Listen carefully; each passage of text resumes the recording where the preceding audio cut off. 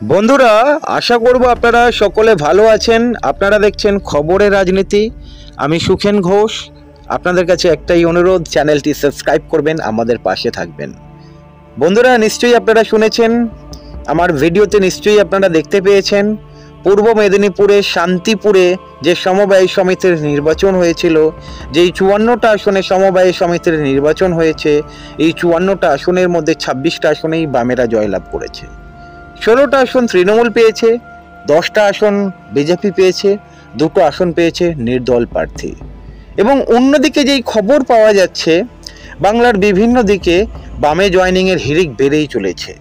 যেমন যেই খবরটা আমাদের কাছে এসেছে, প্রায় 250 জন পরিবার বামে যোগদান করেছে। কোথা থেকে? বীরভূম থেকে, অনুব্রতর এরিয়া থেকে। বুঝতেই পাচ্ছেন, এই বীরভূমে ফাটল কিন্তু অনেকদিন আগে থেকেই দেখা গিয়েছে। অনুব্রত যেদিন থেকে জেলে গিয়েছে তারপর থেকেই ফাটল দেখা গিয়েছে। বিভিন্ন জায়গা থেকে মানুষ বামে যোগদান করছে।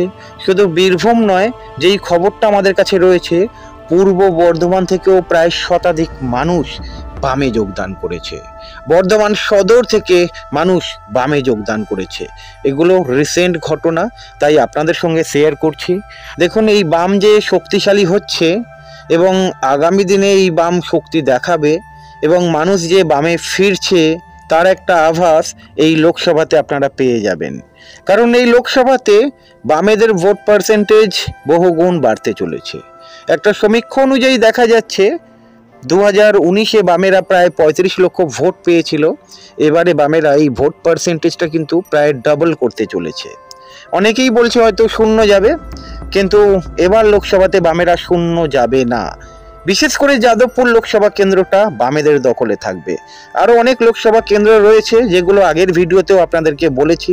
প্রায় বাম জোট, বাম আইএসএফ কংগ্রেস মিলে কম করে হলেও 13 থেকে 14টা আসনে জয়লাভ করার সম্ভাবনা রয়েছে।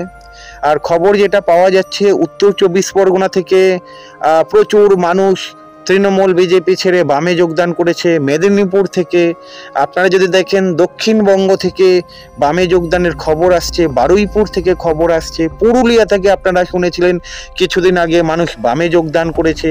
এই যে মানুষ বিভিন্ন জায়গা থেকে যখন বামে যোগদান করছে, এই সময় আপনারা দেখতে পাচ্ছেন ইন্ডিয়া জোটে যা অবস্থা, এবং আমাদের পশ্চিমবঙ্গে আপনারা দেখছেন টিভি চ্যানেলে যেসব স্ট্রিম মিডিয়া রয়েছে, শুধু তৃণমূল এবং বিজেপির খবর দেখাতে ব্যস্ত, কিন্তু অন্যদিকে ভেতরে ভেতরে বাম যে শক্তিশালী হচ্ছে, বিভিন্ন জায়গায় মানুষ লাল ঝান্ডা হাতে তুলে নিচ্ছে।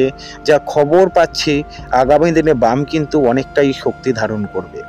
গ্রামে গ্রামে বাম হাওয়া বইতে শুরু করে দিয়েছে। বামেদের পুরনো পার্টি অফিস যেগুলো বন্ধ ছিল, সেগুলো খোলা শুরু হয়ে গিয়েছে। আগামী দিনে আপনারা লাল ঝড়ের আভাস দেখতে পাবেন। আর যে চারিদিক থেকে মানুষ বামে জয়েন করছে, কি বলবেন আপনারা? এটা একটা ইঙ্গিত যে আগামী দিনে ভালো রেজাল্ট হওয়ার একটা সম্ভাবনা রয়েছে। হতে পারে স্ট্রিম মিডিয়া দেখাচ্ছে না, বা বিজেপির নেতা বা টিএমসির নেতা উড়িয়ে দিচ্ছে এই সিপিআইএমকে, কিন্তু সিপিআইএম, আইএসএফ, কংগ্রেস একজোট যদি হয়, এই বাংলায় কিন্তু প্রবল শক্তি ধারণ করতে চলেছে এই তিনটে দল। মানে বাম জোট প্রবল শক্তি ধারণ করতে চলেছে। তাই এই লোকসভা ভোটের ফল কিন্তু অন্যরকম হলেও হতে পারে। আর যেটা শোনা যাচ্ছে, বাম প্রস্তুতি নিচ্ছে 2026-এর জন্যে।